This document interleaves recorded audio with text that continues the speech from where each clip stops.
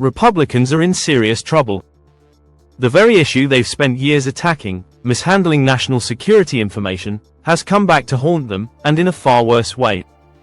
After railing against Hillary Clinton for a decade, they've now been caught inviting a journalist into a group chat on an unsecured app, used for government military discussions. But don't worry, Don Jr. is here to save the day.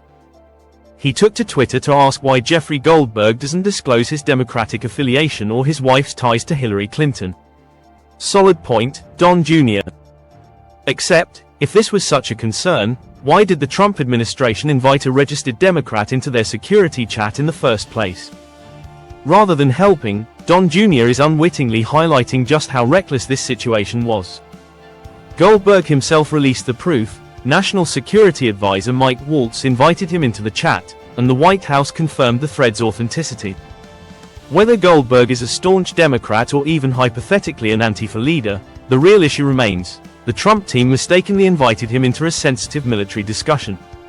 That's a staggering level of incompetence.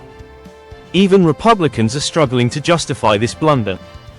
Some have admitted that these discussions should have taken place in a far more secure setting, and that the nature of the information shared was highly sensitive, if not outright classified.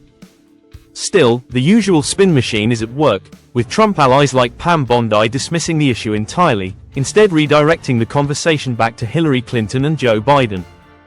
The hypocrisy here is stunning.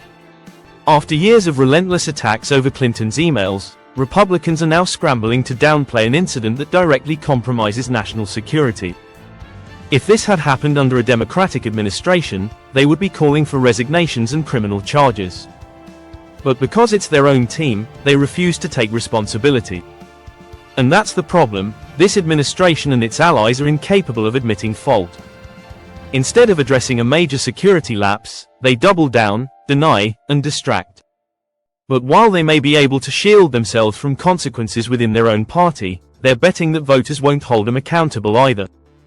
The question now is whether the American public will buy into their deflection or demand better leadership.